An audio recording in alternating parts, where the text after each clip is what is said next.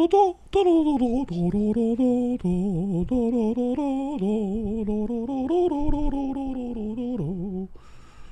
movie so awesome, so awesome. Can't you stand this awesomeness? Fuck yeah, baby. The hummingbird had a fight with a squirrel, and something happened. Ladies and gentlemen, this is Joe J Movie So Awesome. I'm Joe. I'm Won-Jin. Today we're going to start off with Pantheon Season 1. And then we're going to go to Season 2.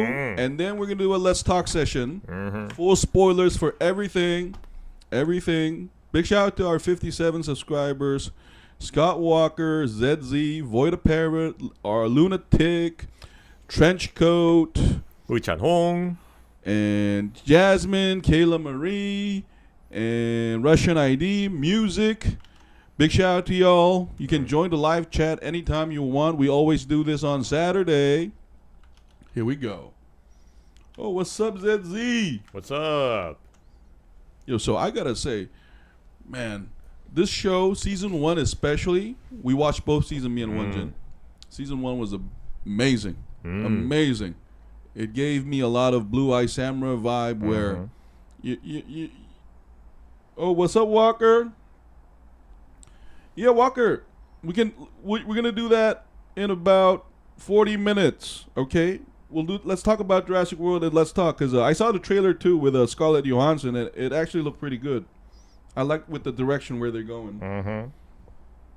But anyway, Pantheon, man, what a sci-fi orgy this is. Yeah. Oh my god. I was asking myself, like, how did I not know about this? Yeah. Yeah. This was pretty good. This was suggested by Void, so thank you for that. I really enjoyed it thoroughly, especially the first one. I think it hit, you know, the problem with sci-fi is, I think sci-fi that leans too much into the science stuff gets a little hard for us regular folks. Yeah. And sometimes, on the other hand, if you just focus on the human element, like science fiction basically becomes like fantasy, right? But here, the first season especially, honest to God, I teared up on some scenes. Like, it was fundamentally a beautiful story about a daughter and father's love, right? With a lot of sci-fi mixed in. And I loved it. I thought the first season was like almost a perfect season. They caught the balance really well, bringing in scientific concepts. And it knew when to show us the action. It knew when to go to the dialogue. It knew when to bring... And I knew that guy was a Truman Show person. Like, you know, but one little flaw for me was I wish they didn't do the clone thing. I felt like the clone thing, I had a little bit problem with that. But the other one, I thought the concepts were used really well for the storytelling device. Yeah, I agree. And I could see a lot of like homage to our classic science fiction movies and TV shows, and also other animations. And you know that the keyboard thing, what the father did with the finger, like spreading into multiple little fingers. Yeah, that was from Ghost in the Shell from 1995. Yeah, I noticed that. Yeah, which is also like an icon of science fiction work. Yeah. And I don't know if it's Blue Eye Samurai helping me with this, but I had no problem listening to these Japanese anime style speaking English, because being Korean, like me and Won-Jin, we're used to listening to Japanese audio while looking at the subtitle in Korean or English. But this one, I don't know, it melded really beautifully. And it brought in a lot of like nerd favorite elements, like World of Warcraft, and obviously Reign of Winter. Obviously Matrix. And the reason why I want to praise season 1 especially is I just felt like they balanced it really well. And the voice actings were really great. And I only realized after seeing, you know, the credits that we do have some like Hollywood caliber actors doing the voices. Yeah, William Hurt, and also Aaron Eckhart.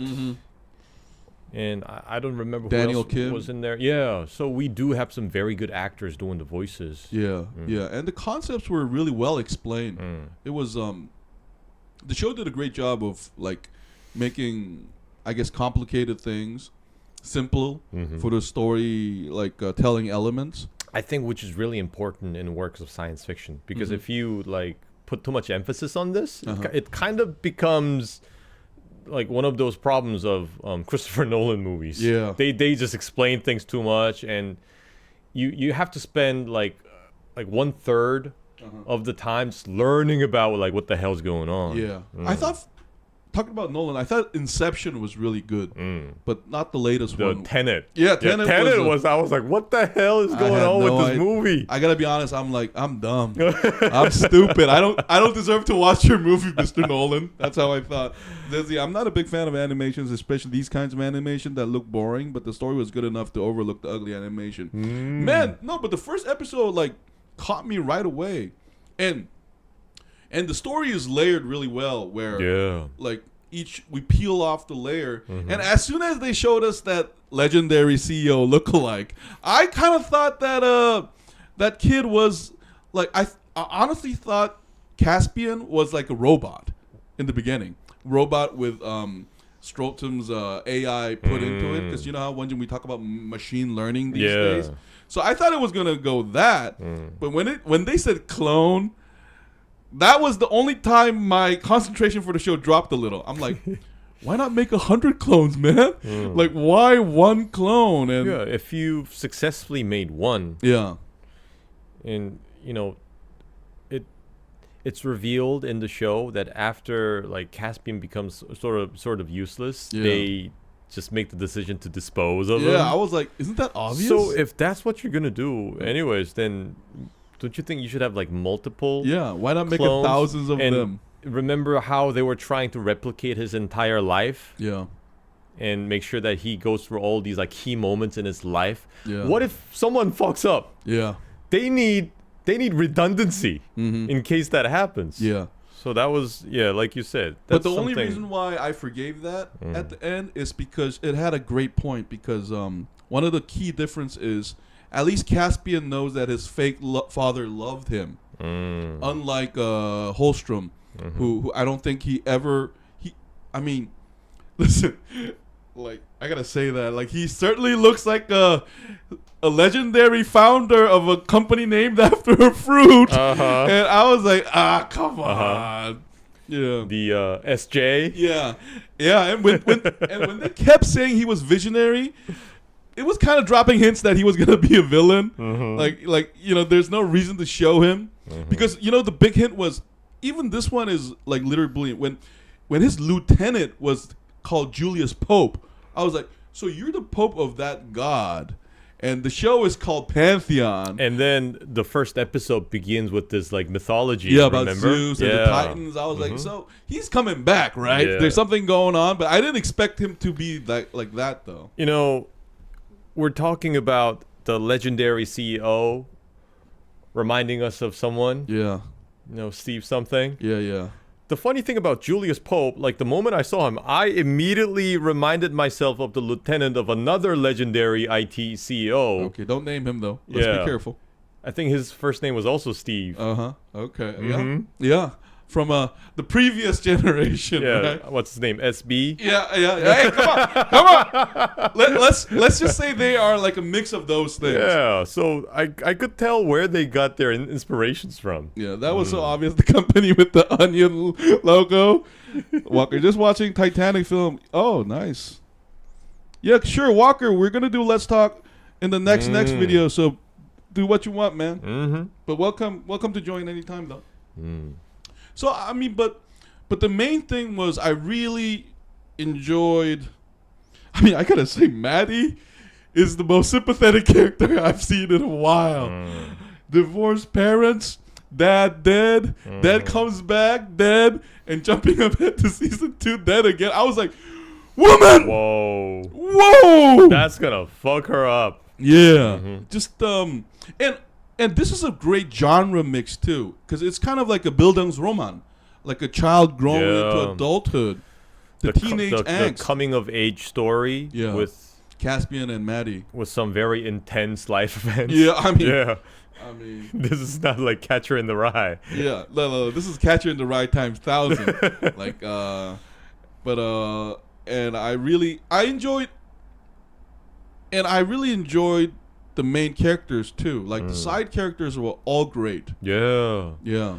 I especially loved Carrie and what's her name? The fake mother of Caspian. I forgot her name. Renee. Yeah, Renee and Carrie. Yeah. I thought those were very interesting side characters. Yeah, but for me, the highlight was Dad and the woman who gets killed. Oh, I forgot her name. The genius programmer. Julie and Shanaka.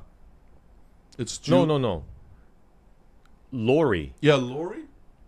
Lori and Shanaka. Chanda. Chanda. Yeah, Chanda, the Indian guy. Yeah. Because the season ends with a nuclear attack on her boat server. Yeah, that was... That's right. Yeah. Come on, Lindsay, stop it. Yeah, so... Stephen Yeah. I liked how... You see, before we go into season 2, my huge concern in season 1 was, is this going to go full Goku and Vegeta or not? And then they went into the right amount. So I like that. Yeah. Because I like how, one of the great things is they try to incorporate so many different sci-fi genres. Exactly. And I think they pulled it off very well without getting too distracted. And I think it also helped that this thing was an animation because otherwise they wouldn't have been able to do this because of like budget reasons. No, but while I was watching it though, I did wish this was a live action though. No, okay. Because maybe season 2 will be difficult, but season 1. Oh, one thing that caught me surprised was I really actually enjoyed that Indian Telecom guy as like a boss. Oh. I wish he would have died around episode 6 instead of 3. He reminded me of Kingpin. Yeah. Yeah, I like that it's an Indian Telecom and the slums and we know that the creators probably also got inspiration from an actual person. Stop it. And the foreshadowing was amazing too. If it was a movie, I would like second guess it, but I appreciate how much they tried to stay original to a lot of spirits of those homage you talked about, but bring in enough like twists and turns. Like, remember those like first zombies near? Yeah. Like the twist that they were what they become. I did not see that coming. Because me being the stupid guy coming from the slum, I said, "Oh, low intelligence people," but it turns out they degraded that much. They all decayed. And the irony is that, because that's why season 1 is perfect. I love the irony that even in the cyber world, your life is not infinite. Because I think we like to think tech as separate from nature. Human has a tendency to do this, right? But Won-Jin, I'm sure you know this, but batteries die. Yeah. Everything metal decays. And I like that extended to the cyber world until they fucked it up, but until they changed it. But that was my really like favorite part. Yeah. I thought although it had all these like bits and pieces from some of our favorite science fiction works, I love the fact that it still managed to have like a fresh idea that intrigued me. But one thing I kind of wished for was not like a live action version, but I was actually hoping that the animation would have been like of a higher quality, because I could tell that this is the kind of animation I saw from that, that Defense of the Ancient Dota animation. It kind of felt like they were skimping on the quality of the drawing itself, because we grew up watching animations from 80s and 90s. Okay. And usually something that is as like sophisticated as this one should have like the artwork that matches its sophistication. For example, Ghost in the Shell, that's a mid-90s animation, and if you watch it again, you're gonna be surprised by like how much detail is in every shot. But here sometimes they just omit like the shadow on the face and everything. Really? I'm just thinking, did it really have to be like this? Couldn't they just spend just a little more money on the art? Well, so that's one thing I kind of hope for. Really? I was okay with it because I felt like it was more of a high concept drama. Because like, to add to your point, that if they were gonna do that, I was actually expecting more violence. remember the one we saw before this, Terminator Zero? Yeah. I think that had better quality animation than really, this. I thought, and yet this has better story. Okay. So I'm hoping that maybe this should have had that level of artwork.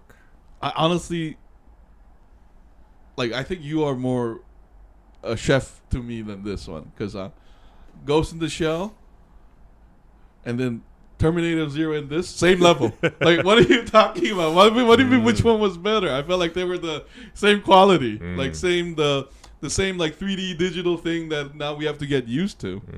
Was I the only one who got confused that I felt that if I watched again, I would see new things that I didn't notice the first time? I mean, I think we all felt that.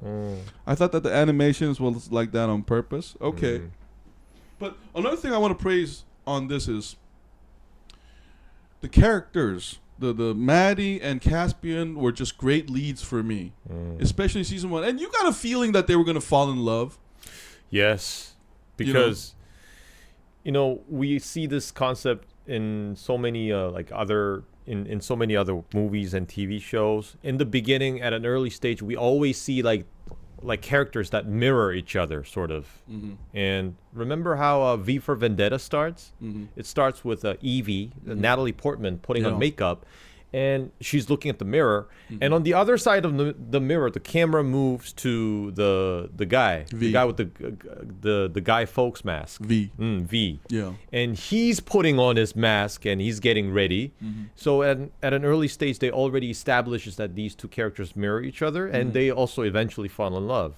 So I was thinking the same thing. Like, after school, they get in front of the TV and they both kind of have trouble like mixing up with the kids in school. And it was a perfect mix of like teenage angst, identity crisis. But the conclusion they went for love, I thought the love theme was way better explained than Interstellar. Because when Interstellar said, after all that, they just explained that theme with like 30 seconds of Matthew McConaughey dialogue. Yeah, I didn't buy that. But this one, when they showed us the gene, maybe it's bullshit, wasn't it? Okay, we're not science experts. Maybe it's just bullshit, right? But when they showed that, I was like, that makes a lot of sense. And because the show has been, and the season 1 is brilliant because it's subtle too. Because I think you felt this too. I think by around episode 7 and 8. When Corey, the fake father, tells Caspian that you're better than Holstrom, I knew exactly what he meant. Because Caspian, despite his like traumatic fake past, despite every reason to behave badly, he does continue to try to do the right thing, in my mind. Even Maddie, too. But when I saw Holstrom's brain kept in, and you know how like that psychiatrist made fun of Pope for you have a fear of death? And I was like, you bitch. But I was like, oh, your boss is a bitch. He didn't want to die. And then because how narcissistic do you have to be to preserve your brain like that? I mean, I shouldn't have said narcissistic, but because we didn't meet him yet. But I was just like, I have a feeling this guy is gonna be a piece of shit. Yeah. And even they were dropping hints too. That bed scene with Renee, and Renee all like being like almost looking at a god, like a cult follower. Yeah. It's like Charles Manson and the family. Yeah, exactly. What are you talking about, Scott? Oh, Scott Walker, we're talking about a show called Pantheon. It's what Void a Parrot suggested recommended to us. Now we all know that Joe is bad with visual art, and Jin could paint the next masterpiece. Yeah, sure. I have trouble drawing stick figures. No, let me Joe actually is a better drawer. Yeah, but that's like saying... Never mind. Because that's like saying... Because if you look at our logo, the channel logo thing, it's the work of Joe. That's like saying I do 51 push-up, you do 50, and then we can go to the NBA. It's more like I do 3 push-ups and he can do 50. But no. But it's still lower than 500. And professionals can do 200. Yeah, isn't like below 64 still an F? so that's like I like that they didn't put romance as a main topic. Yes, they put love as a main topic. Yeah, they kept it clean and nice like that. And yeah, because one of the great lines is when Caspian says there's other people. And around the 8th episode, but I think it's season 2 possibly, when a legendary CEO lookalike gets angry for like not being able to solve this while his 18 18-year-old version does it. You definitely get that vibe. I got that vibe of what we saw from Guardians of the Galaxy 3. You know, the creator, what was his name? He gets upset because the raccoon solves like the issue. Yeah, that's a good comparison. And he can't stand that. Yeah. His own creation surpassing his knowledge. Yeah, and God syndrome. Yeah, so Prometheus he gets really upset. Again. So I felt that from here. Yeah. Yeah, so it was all those great like sci-fi themes. Yeah. About creation. What are gods? What are human beings? Can they be empathetic? What's more important? Is it love? So there's so many elements of like all our favorite science fiction. I mean, we if you think about it, we also have like Blade Runner. Yeah. We also have Interstellar, you know, the father-daughter love. And that's more season 2 though. Yeah. We were going to get to that. And we also have Truman Show. Yeah. So that's not science fiction though. It's more like a drama. So I think the Matrix. I think the point of the writers, the short stories based on an author named Liu. Like I think he's a very famous author, who won the Nebula Prize. I think they just brought in great sci-fi concepts to tell a great story. So overall, season 1 for me, definitely high up there. So and in my opinion, this was much better than Terminator 0. Terminator, what is that?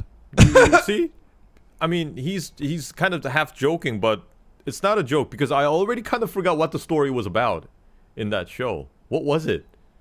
Wait a minute. So what? Shall we give a number grade? That didn't register. Let's give I'm gonna give this a 9.5. Oh, okay.